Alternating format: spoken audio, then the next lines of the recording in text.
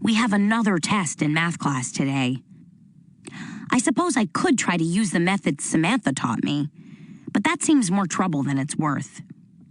After all, I'm already prepared with the markers, and it hardly feels like cheating anymore. I used the bottom of my sneaker this time, since I'm not wearing jeans today. When I get home, Mom is setting up her telescope in the front yard. There's some big planetary alignment thing tonight that she's been talking about for weeks. I intend to stay on her good side for a while. Then, maybe she won't ask me why I'm not coming home after school on Wednesday. Mia, I'm hoping you'll get dinner ready for me tonight so I can work out here. I already made the salad. You just have to put up the pasta. Sure, Mom, I say. No problem.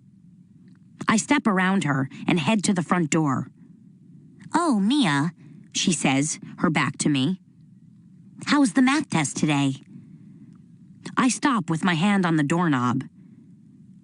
It was good, I tell her, holding my breath. Great, she says. I'm proud of you. I wait until the door is shut behind me to breathe again. My plan is to lie low for the rest of the afternoon. Since Mom is outside, she won't need me to hand out the candy to the trick-or-treaters. I work on my EBO report and peek out the window at all the little witches and firemen and brides and monsters. They have no idea how complicated life can be. At 6 o'clock, I make dinner. Nobody thanks me. They all eat in a hurry and then go outside to watch Mom watch the stars. No one helps me clean up. I wring out the sponge over the sink and keep repeating one thought in my head. Wednesday cannot come fast enough. Roger lives right near the school, and on Tuesday, the four of us walk to his house together.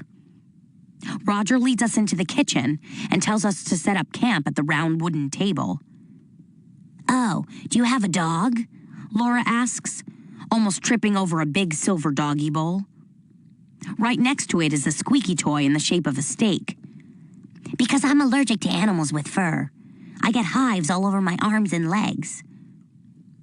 Roger slowly closes the refrigerator and sets down 4 cans of soda. He shakes his head.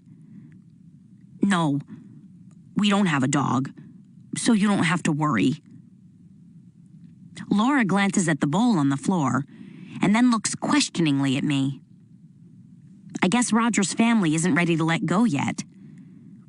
I can't meet Roger's eyes until the meeting is half over. After a while, no one has anything left to say about the EBOs, so we move into the den and watch videos. Beth picks me up at 5 o'clock. Her friend Courtney is with her, so I have to sit in the back. The two of them ignore me and blabber on about what they're going to wear to the junior prom, which is something like 7 whole months away. I'm glad they're not talking to me, so I don't have to pretend to care about their dresses. For dinner, we have the leftovers from the meal I cooked yesterday. And again, nobody thanks me. I'm already out of my seat when the final school bell rings on Wednesday. Roger is waiting for me by my locker as planned, looking uncomfortable. I toss my books inside and grab my backpack. He had told me to wear comfortable clothes, so I'm wearing the loosest pants and sweater I could find. I feel like I'm in my pajamas. I climb into the Carsons minivan and notice that it still smells faintly of dog. Roger and I don't say much on the way to the acupuncturist, which is fine because Mrs. Carson talks enough for everyone. All that's required of me is an occasional "oh" and "uh-huh." She lets us off in front of the office and then goes to park. A little bell rings as we open the door, and the waiting room is very warm and inviting. I recognize the smell of vanilla incense because Beth's been burning it recently. There's a chart on the wall showing the points where the needles go in. I start to feel a little faint. I'm supposed to go right in, Roger says. You need to sit down and fill out a form.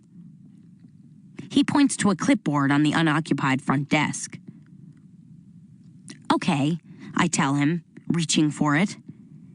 He heads into one of the open office doors, and I remain standing in the middle of the room.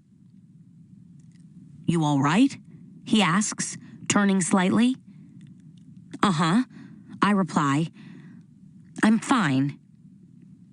It doesn't hurt, he says. You don't have to worry. I'm not worried. Then why haven't you moved from that spot? No reason.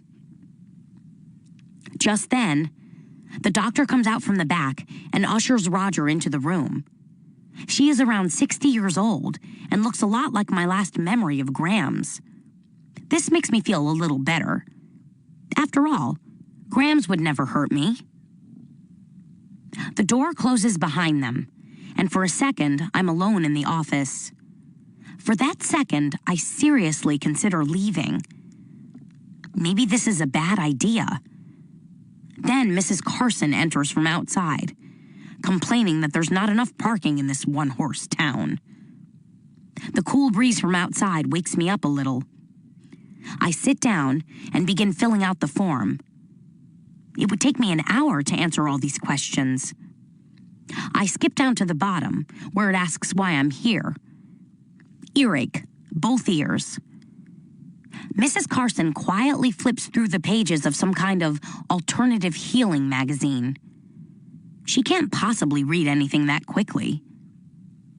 After about 15 minutes, Roger comes out of the office, limping slightly less than before. Your turn, Roger says. I smile weakly and give him my seat. I walk over to the office door and peek in.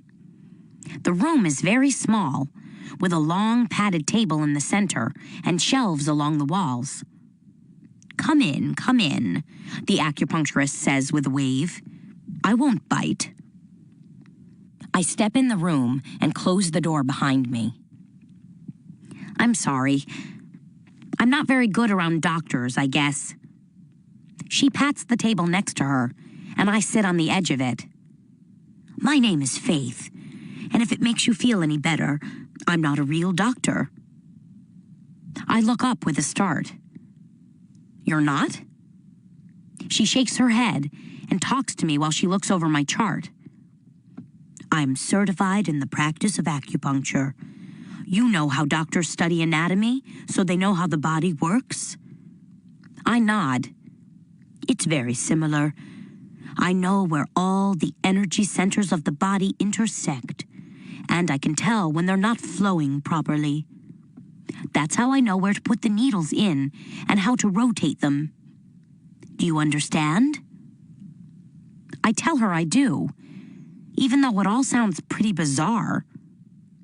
All the talk about energy flow reminds me of Beth's yoga stuff. I can't believe I'm doing something that Beth might agree with. Faith directs me to lie down and tells me that for our first session, she's only going to leave the needles in for 10 minutes. I close my eyes so I can't see what they look like. That's good, she says gently. Close your eyes and relax. Have faith in faith.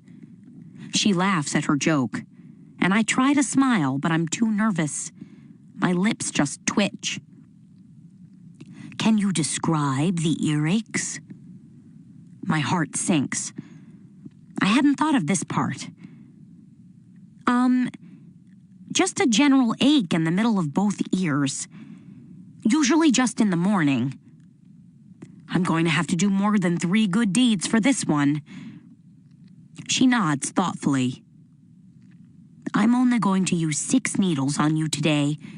2 will go at your ankles, 2 at your hips, and 2 in your upper ears. Just as I wonder what the heck I'm doing here and how I can make a graceful exit, I feel a pinch on my left ankle, then my right.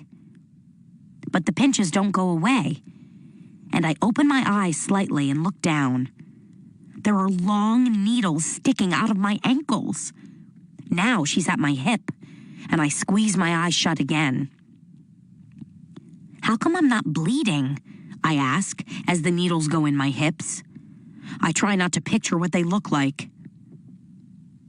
The holes are so small that when I pull the needles out, the skin closes up before any blood can come out.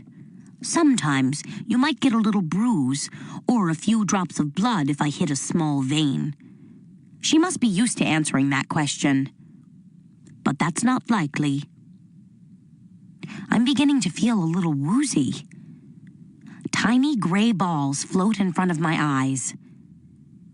Faith moves the hair away from my right ear, and I can actually hear the needle penetrating the cartilage.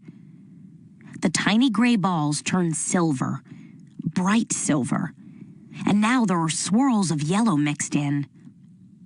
The needle goes in my other earlobe, and small bubbles, like multicolored marbles, enter from the left and zoom in front of my face until I lose sight of them.